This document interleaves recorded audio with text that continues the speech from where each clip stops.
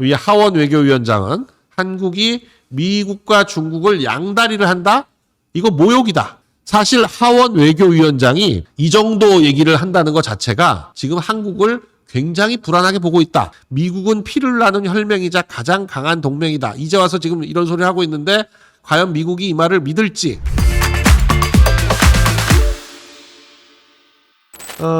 근데 이게 지금 이거 뭐 다른 건 다 떠나서 이 관세 문제는 대한민국의 생존과 관련된 문제이기 때문에 이거는 지금 뭐 이재명이 뭐 잘하냐 못하냐 이런 걸 떠나서 이재명이 타결을 만일 못하면 8월 1일부터 우리는 어떻게 되는 건가 하는 그런 우려가 큽니다. 25% 관세를 매기게 되고 지금 EU는 타결이 됐고요. 일본도 타결이 됐으니까 둘 다 15%로 타결이 됐는데 일본과 EU와 경쟁하는 우리가 25% 관세를 받는다? 그러면 사실상 미국의 수출은 거의 불가능해지는 그런 상황이 됩니다. 그래서 8월 1일까지는 어떻게든지 7월 31일 지금 며칠 남았습니까? 28, 29, 30, 31 나흘 남았는데 나흘 안에 타결을 해야 되는 그런 상황까지 몰렸습니다.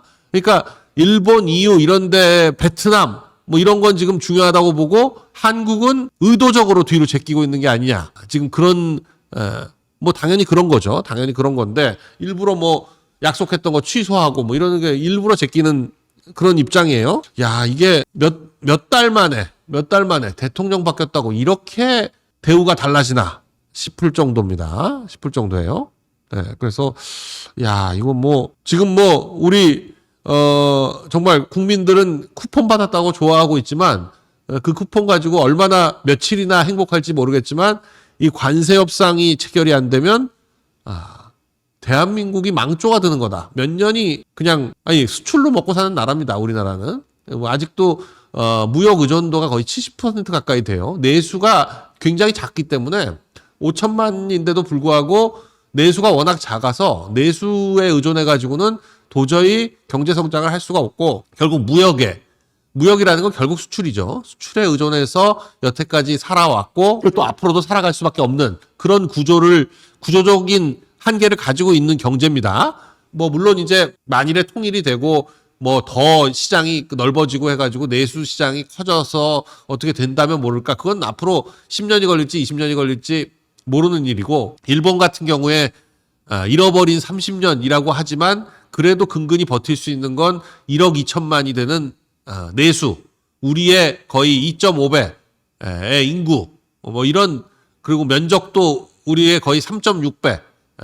일본은 36만 제곱킬로미터입니다. 우리는 10만 제곱킬로미터고 사실상 우리나 일본이나 둘 다 섬나라나 마찬가지예요. 우리는 북쪽으로 반도라고 하지만 연결이 전혀 안 되기 때문에 사실상의 섬나라인데 우리나 일본이나 대만이나 다 섬나라로서 살아가고 있는 건데 내수 시장이 어떻게 되느냐. 이게 대만은 사실상 그동안 중국을 내수 시장이라고 보고 공략을 해왔기 때문에 경제 발전을 계속 해온 거고 거기에 이제 반도체를 집중적으로 육성함으로써 TSMC하고 이 엔비디아 뭐 엔비디아는 미국 회사라고 하지만 그래도 오너와 주요 경영진들이 대만 사람들이 많기 때문에 반쯤은 대만 회사다라고 봐야 되는데 이 양대 회사를 키워냈죠.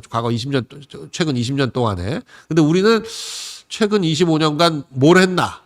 좀 냉정히 따져봐야 됩니다. IMF 이후에 그래도 IMF를 극복하고 그래도 경제 성장을 이뤄서 선진국의 문턱에는 들어섰다라고 하고 있지만 이 구조적으로 취약한 거 수출이 안 되면 망할 수밖에 없다. 이런 구조적 취약성을 어떻게 극복할 것이냐에 대해서 근본적인 성찰이 필요한데 그런 성찰과 해안을 가지고 그런 경륜과 능력을 가진 사람이 대통령이 되는 것이 아니라 그냥 어떻게든지 정치적으로 생존하고 정치적으로 공격하고 정치적인 것에만 능한 사람이 대통령이 되는 그런 사람을 대통령으로 뽑는 그 정치라는 게 결국은 돈 나눠주는 건데 그 돈 나눠주는 거에 눈이 횟가닥 뒤집혀가지고 그런 사람을 대통령으로 뽑는 그 결과가 지금 이렇게 관세 협상 사실 글쎄요 만일에 윤 대통령이 그냥 있었다면 이 관세 협상 우리가 일본보다 먼저 타결하지 않았을까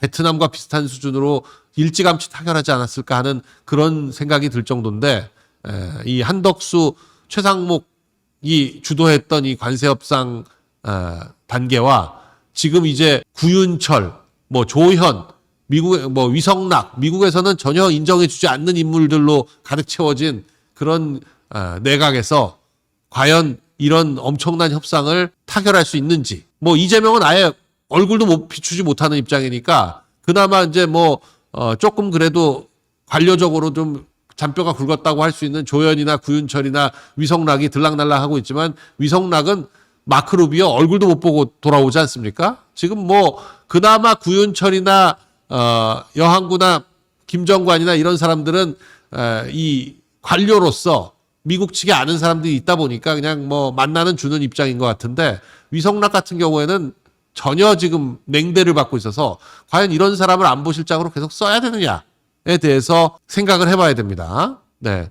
뭐 대통령실에서는 구윤철과 조현이 베선투와 루비오를 만난다라고 하고 있는데 지금 만난다고 해가지고 못 만난 게 한두 번이 아니에요. 만나기로 날짜 잡았다도 아니고 만날 예정이다 정도는 지금 저런 뉴스 한두 번 나왔습니까? 지금 정상회담 하겠다고 하는 뉴스 나온 지가 몇 번이 오보가 났는지 몰라요. 나오고 또 며칠 지나면 아니다 그러고 나오면 또 며칠 지나면 아니라 그러고 네. EU도 15%로 지금 합의가 됐습니다. 물론 이제 미국의 에너지를 구매하고 거액을 투자하겠다라고 하고 협상을 하는 거기 때문에 일본과 EU의 이 투자 금액, EU는 7,500억 달러, 일본은 5,500억 달러 이런 규모로 투자하기로 약속한 이상 우리는 지금 2,000억 달러 정도 수준을 예상하고 있는데 2,000억 달러 가지고 될는지 안 될는지 이런 것들이 지금 문제입니다. 근데 뭐 관세 협상에서 실패하면 회복 불가다. 과연 관세 협상에서 실패했을 때 또다시 유예 기간을 줄 것이냐 아니면 그냥 일단 실행해 나갈 것이냐. 트럼프 입장에서도 부담이죠. 계속 지금 본인이 하겠다고 하고는 유예하고 하겠다고 하고는 유예하고 이런 것도 한두 번이지 계속 이러다 보면 양치기 소년 비슷하게 되기 때문에 이번 8월 1일에는 본격적으로 관세를 부과해 나가지 않겠냐 하는 예상이 많은 상황입니다. 네. 구윤철 조현 지금 7월 31일 날 만난다. 지금 그렇게 얘기가 돼 있는데 그날도 만일에 못 만나면 이게 어떻게 되는 거냐.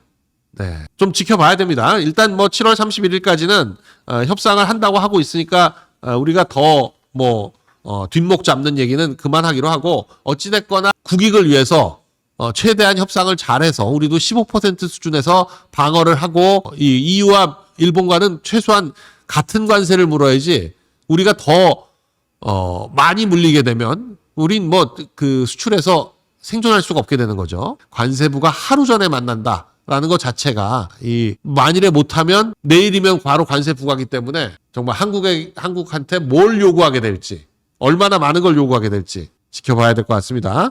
그런데 지금 계속 한미동맹을 인도태평양으로 확대해라. 또 그리고 이 하원 외교위원장은 한국이 미국과 중국을 양다리를 한다? 이거 모욕이다. 모욕이다.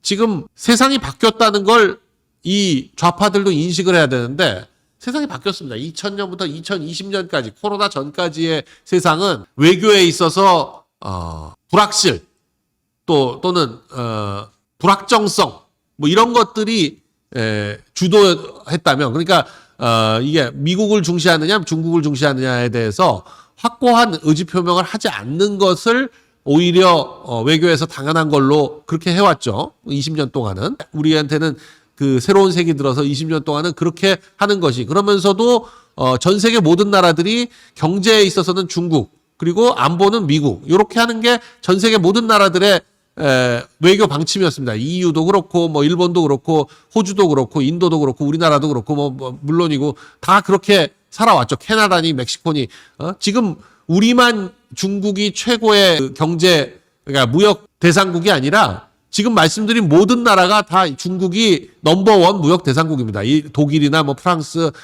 일본, 우리나라, 캐나다나 멕시코는 미국과의 워낙 가깝기 때문에 좀 1, 2위가 바뀌긴 하지만 인도, 호주 뭐 다 마찬가지입니다. 다 마찬가지로 중국과의 무역이 넘버원인데 그럼에도 불구하고 정치적으로나 또는 외교적으로는 미국을 중시하는 입장을 버리지 않았죠. 근데 2020년 이후에도 정신을 못 차린 이 문재인 정부는 2022년까지도 무슨 중국목을 함께 꾸니 뭐니 이런 소리 하다가 결국 이제 윤 대통령이 집권하면서부터는 방향을 제대로 잡아 나갔는데 지금 이재명 정부에 대해서 미국이나 EU나 일본이나 주요 국가들이 가장 의심하는 건 이 북중러의 편중한 외교를 하는 것이 아니냐. 오히려 미국과 EU, 미국과 나토, 또 일본 여기를 적대시하는 것이 아니냐.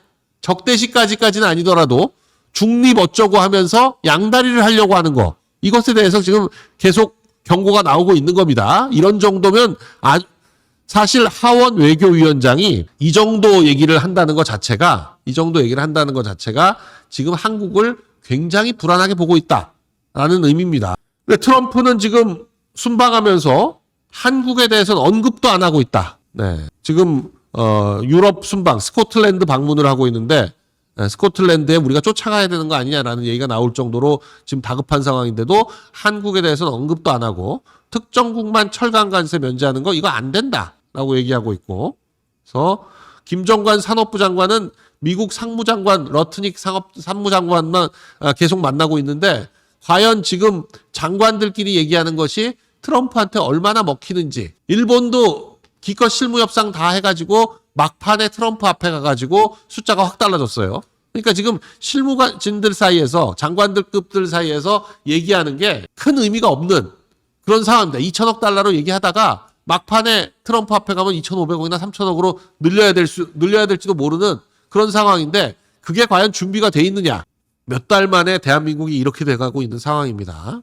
자, 지금 뭐 한미 의원연맹 의원들이 미국을 방문하고 있는데 도널드 트럼프의 측근인 프레드 플라이츠, 이 미국 우선주의 정책 연구소 부소장, 굉장히 트럼프 집권에 아주 영향을 많이 미친 그런 연구 단체죠. 미국 우선주의 정책 연구소.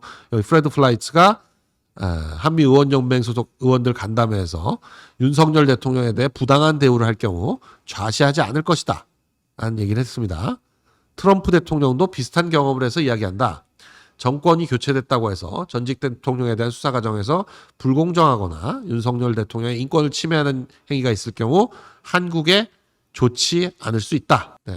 일부 의원들은 강력 항의하면서 윤 전 대통령이 잘못해서 벌어진 일이라고 맞받아쳤다라는 건데, 프레드 플라이츠는 CIA의 분석관 출신으로 트럼프 1기 때는 존 볼턴의 비서실장을 지냈고 트럼프 2기에는 CIA 2인자 자리를 제안받기도 했던 걸로 알려진 인물이다.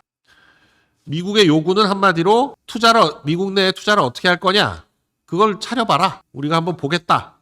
한국은 지금 일본의 5,500억 달러, EU의 7,500억 달러에 비교하면 작죠. 2,000억 달러를 준비를 했다는 건데 과연 2,000억 달러 가지고 되겠냐? 투자뿐만 아니라 쌀과 소고기, 이 문제도 있고, 지금 소고기에 대해서 굉장히 트럼프의 지지 기반이 미국 중부의 농업주들이기 때문에 이 농업주들을 만족시키기 위해서는 쌀과 소고기를 반드시 개방해야 된다. 일본도 지금 이걸 줄이기 위해서 굉장히 애를 썼지만 상당 부분 열었죠. 쌀과 소고기를. 우리도 쌀과 소고기를 더 열 수밖에 없다. 소고기는 결국 30개월 이상 소에 대해서도 일정 부분 수입할 수밖에 없고 쌀도 더 늘릴 수밖에 없는 지금 그런 상황이 오고 있는데, 트럼프는 우리의 훌륭한 소고기를 거부한 나라들을 두고 보겠다라고 계속 얘기하고 있습니다. 호주도 미국산 소고기를 수입하기로 결정한 걸 보면 호주가 수입한다고 하는데 미국 소고기가 안전하지 않고 뭐 이상하다라고 할 수 있는 나라가 어딨냐. 소고기를 빼려고 했던 한국이 더 이상 뺄 수 없는 지금 그런 상황이 되어가고 있다라는 거죠. 지금 2,000억 불은 기본이고 쌀과 소고기 이걸 밀리면 어떻게 되느냐. 결국 대통령실에서는 미국의 압박에 따라서 쌀과 소고기를 협상 테이블에 올릴 수밖에 없는 거 아니냐로 가고 있습니다. 결국 뭐 이재명이 하면 뭘 다를 것처럼 보이지만 결국은 힘을 가진 쪽이 주도하는 거에 딸려갈 수밖에 없는 거죠. 지금 양곡법으로 어떻게든지 이재명의 지지 기반인 호남 농민들을 달래보려고 하던 지금 이 정부가 쌀과 소고기를 대폭 양보하게 되면 과연 어떤 후폭풍이 일 것이냐. 이 이재명의 지지층들이 눈을 동그랗게 뜨고 지켜보고 있습니다. 한미 외교 31일 날 회담하기로 해서 조연은 메가 모자를 챙겼다. 참 저희도 있죠? 메가 모자? 저기 있는데. 아니 뭐 이건 미국에서 사온 겁니다. 이거 쓰면 뭐 트럼프가 기분 좋아가지고 2천억 불로 할 걸 2,500억 불 할 걸 2천억 불로 깎아줘? 자, 지금 뭐 다급하니까 이재명이 지금 뭐 정전협정 체결 72주년을 맞이해서 미국은 피를 나눈 혈맹이자 가장 강한 동맹이다. 이제 와서 지금 이런 소리 하고 있는데 과연 미국이 이 말을 믿을지. 네. 뭐 이런 말도 안 하는 것보다는 한 게 낫긴 하지만 과연 이 말을 미국이 믿어서 관세협상에서 그래 우리 동맹이니까 좀 봐주자. 근데 일본도 동맹이고 EU도 동맹이에요. 미국한테는. 미국한테 진짜 동맹은 영국하고 인도하고 이스라엘 정도지 그 외 나라들은 그 정도 동맹은 아니다. 라고 보통 얘기를 하죠. 그러니까 동맹이냐 아니냐 단순히 이제 외교적으로 동맹이냐 아니냐 요게 문제가 아니라 이 문화적으로나 경제적으로나 산업 또 그리고 뭐 다양한 모든 분야에서 양국 간의 채널이 굉장히 복잡하고 다양하게 존재하느냐. 이게 그 미국과 다른 나라의 관계의 차이입니다. 미국과 영국은 뭐 얘기할 필요도 없이 뭐 언어가 너무 잘 통하기 때문에 미국과 영국은 사실상 그냥 한 몸이나 마찬가지로 국제 정세에서 움직이죠. 그렇게 움직이고 인도도 마찬가지입니다. 인도도 워낙에 미국에 살고 있는 인도인들이 많기 때문에 심지어는 지금 뭐 벤스 부통령 와이프도 인도 사람이고 지난번 민주당의 대선 후보로 출마한 해리스도 인도계 아니에요? 그 정도로 인도가 미국에 많이 침투해 있죠. 중국계에 대해서는 의심을 많이 하지만 그래도 중국인들이 그 실리콘밸리를 장악하고 있는 건 사실이고 이렇게 그러나 이제 중국하고는 말이 잘 안 통한다는 그 근본적인 문제가 있는데 인도나 영국은 영어로 쉽게 소통이 가능하다. 이게 굉장히 큰 차이가 있습니다. 거기에다가 이스라엘은 뭐 미국이 이중국적제를 채택한 이후 전 세계적으로 이중국적이라는 거를 처음 인정하게 된 게 미국인데 그게 계기가 된 것이 이스라엘 때문이잖아요. 이스라엘이 이중국적을 가지겠다라고 하는 바람에 유대인들이 이중국적을 갖겠다고 하는 바람에 미국이 이중국적이라는 걸 받아들였고 그 미국의 이중국적 제도에 따라서 전 세계가 지금 이중국적을 인정하는 취지가 된 것처럼 이중국적이라는 건 원래 말이 안 되는 겁니다. 한 사람이 어떻게 국적을 두 개를 가져요? 한 사람이 아버지를 어떻게 둘 가집니까? 그런 거랑 똑같은 건데 이게 우리는 뭐 우리 스스로야 뭐 미국하고 혈맹이니 어쩌니 저쩌니 하지만 지금 단박에 대통령 성향만 달라져도 연락도 못 하잖아요. 지금 이재명이 트럼프하고 통화했다는 거 딱 한 번, 그것도 몇 분 통화했는지도 좀 논란이 있고 뭐 그런데 딱 한 번 통화하고 나서 그 다음부터는 트럼프한테 전화를 걸지도 못하는 지금 그런 상황 아닙니까? 영국 같으면 이런 상황에서는 그냥 바로 전화해가지고 문제 제기하고 뭐 싸우고 지금 EU하고 협상하고 뭐 전 세계하고 협상하는데 트럼프가 어디가 있어요? 스코틀랜드에 골프 치러 가 있지 않습니까? 그것만 보더라도 영국하고의 관계가 어떤 건지를 이해할 수 있는데 그럼에도 불구하고 리얼미터와 갤럽의 이 조사를 믿어야 되는지는 모르지만 하여간 어찌됐거나 쿠폰이 풀려서 그런지 진작에 60%가 떨어졌어야 되는데 61.5%로 나오네요. 다만 국힘의 지지율이 조금씩 오르고 있다. 이제 전당대회 분위기가 조금 달아오르면 30%를 다시 넘어가지 않겠나. 이제 그런 생각을 해봅니다. 네. 조금씩 떨어지고 있기는 한데 아직도 60%대에 있다. 그러나 과연 이번 주에 관세 협상을 타결 못한다면 저 지지율이 유지될 수 있겠나. 이제 그렇게 봅니다. 안철수가 좀 정상적인 얘기를 하는 걸 보면 정상적인 얘기를 할 때는 언제냐? 전당대회 때다라는 걸 느낄 수가 있어요. 이 사람은 전당대회 때만 되면 자기가 출마하고 나면 상당히 정상적이 돼. 국민 혈세 빨아먹는 흡혈귀 정부 증세보다 퍼주기를 멈춰라. 아니 세금 걷어가지고 나눠주는 게 국가의 역할이냐? 세금 걷어서 돈 나눠줄 거면 세금을 안 걷는 게 낫지. 세금을 걷는 과정에서 얼마나 많은 거래 비용이 발생을 하는데 그걸 돈을 빼서 국민들한테 나눠주는 이런 짓을 하는 게 이게 정상적인 정부냐. 흡혈귀 정부다. 이러고 있어요. 민주당은 그런데도 불구하고 노란봉투법 처리하겠다 이러고 있는데 기업들을 다 조지면서 관세협상 개판 쳐놓고 있고 과연 대한민국을 어디로 끌고 가려고 하는 건지. 송원석은 말은 제대로 맞는 말을 하는데 워낙 이 스피커의 발언 능력이 떨어져서 그런지 이게 잘 부각이 안 됩니다. 그러니까 애써 찾아봐야 돼. 이런 상황에서 국힘은 무슨 말 하고 있나 하면은 뭐 맞는 말을 해놓긴. 근데 워낙 송원석이라는 이 비대위원장 자체가 존재감이 떨어지기 때문에 이 사람이 맞는 말을 하든 틀린 말을 하든 별로 이게 부각이 안 돼요. 관세 협상은 지지부진한데 이놈의 정권이 기업 때려잡기에만 골몰하고 있다. 기업 손발 묶고 세금 인상 추진하고 재벌 총수한테만 대미 투자 확대를 요구한다. 최동석 말에 따르면 무능한 인간들이 구군 걸린 관세 협상을 이끌고 있다. 아주 말은 딱딱 맞는 말을 했어요. 그리고 상법 개정 노란봉투법 법인세 인상 즉각 중단해라. 대한민국 경제와 기업의 생사가 달린 관세 협상을 성공적으로 마무리해서 거기 하는 데다 전력을 다해야지 지금 법 개정하는 게 뭐가 중요하냐. 초대형 막말 유튜버에게 공직사회의 인사혁신을 맡긴다는 게 국민의 상식과 눈높이에 전혀 맞지 않는다. 최동석 같은 경우에는 문재인 정부 출신 장차관들은 다 문재인 같은 무능한 인간들로 지금 관세 협상을 주도하는 구윤철, 조현 다 문재인 정부 차관인데 이런 사람들이 이런 무능한 인간들이 대한민국 국운을 건 관세 협상을 이끌고 있다.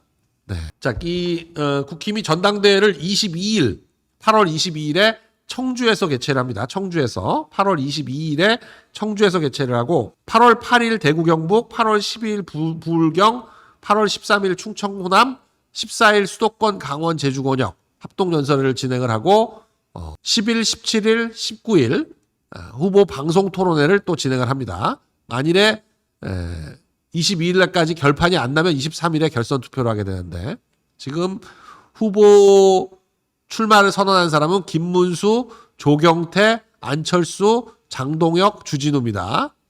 뭐 장성민, 양양자도 신청한다라는 얘기가 있는데 아직 확인은 안 됐고요. 22일 충북 청주 오스코에서 개최를 한다. 그리고 30일부터 31일 이틀에 걸쳐서 후보자 등록을 받습니다. 그러니까 내일 모레 하고 글피까지 이틀 동안 후보자 등록을 해서 진행을 한다. 그런데 지금 뭐 홍준표 전 시장이 페이스북에 2022년 8월에 신천지 교주 이만희 씨를 만났는데 지난 대선 후보 경선 때 신천지 신도 10만 명을 국민의힘 책임당원으로 가입시켜서 윤석열 후보를 도왔다. 이런 말을 들었다라는 거죠. 네.